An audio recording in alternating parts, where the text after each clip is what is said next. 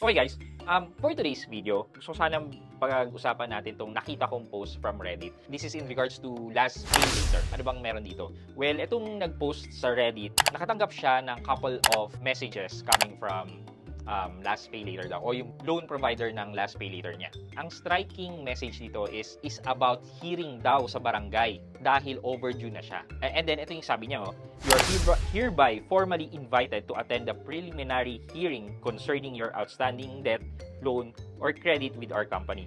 The hearing scheduled for March 18, 2025 at 2:30 p.m. at your barangay hall. Kindly bring 2 valid IDs and contact reference daw. Totoo ba nangyayari to? O scam lang to? So, yan ang pag-usapan natin. So, samahan niyo ako. Sit back and let's discuss. Come here, Tom.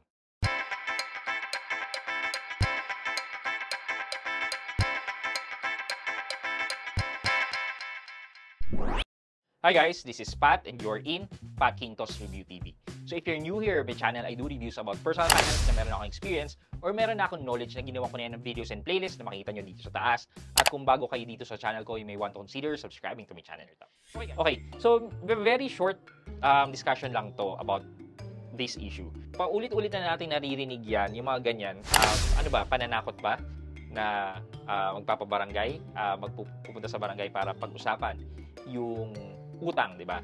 Actually guys, hindi nyo kailangang matakot na magkakaroon kayo ng pag-uusap sa barangay. Bakit ba kayo natatakot? Wala naman nakukulong sa utang. Hindi ko po sinasabi na umutang kayo at huwag na kayo magbayad. Yun po yun. Yun po yung reason kung bakit kayo makukulong. Kasi meron na po kayong intention kagad na manlamang ng kapwa.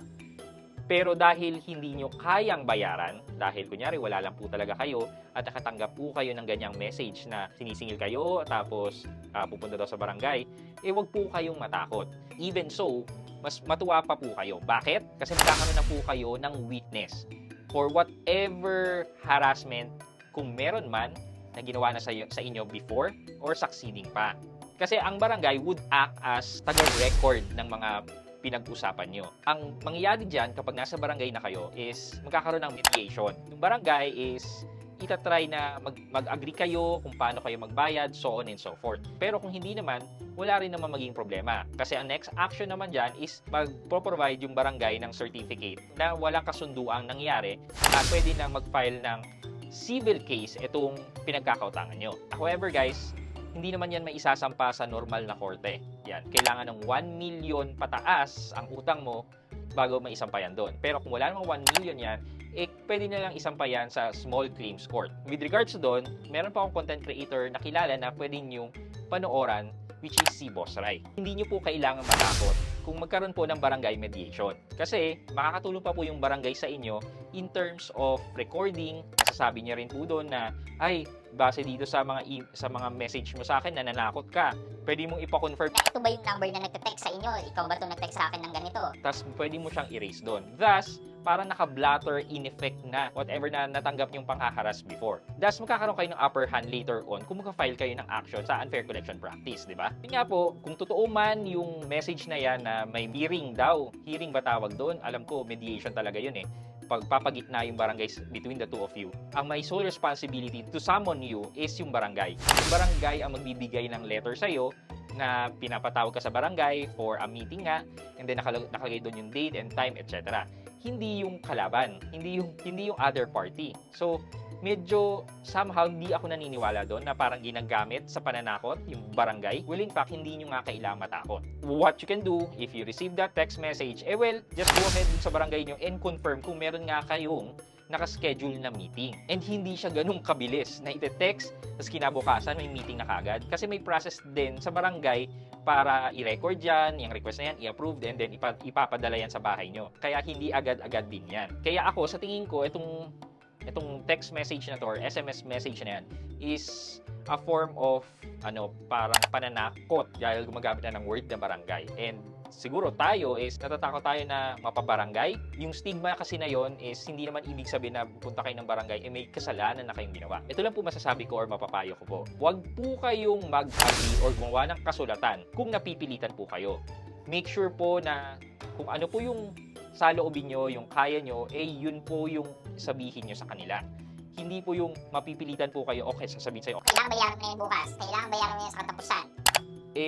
baka napipilitan lang po kayo para matapos na or wag niyo pong gagawin yon na pumirma kayo ng kasunduan dahil napipilitan lang po kayo. What I suggest po, kung ano po yung kaya nyo, like sabihin mo, kaya kong ibigay is 200, ganyan. Tapos, nandun na po yun sa kabilang party kung i-accept niya or hindi.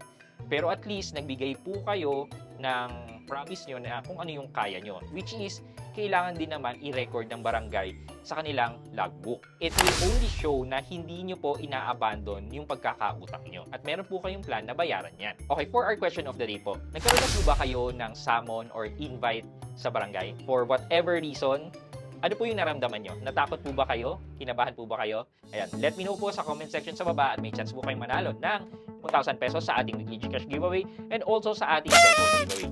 Yun lamang po for today's video, but before we end this video, mag-shoutout po muna tayo at shoutout kay Blair Waldorf at Mirio Matsunaga. Sabi po niya, well, experience ko kay TechCash, the good thing is buo mo siyang matatanggap, pero the downside is they offer longer term, pero ang totoo niyan is kailangan mo siyang bayaran in 7 days.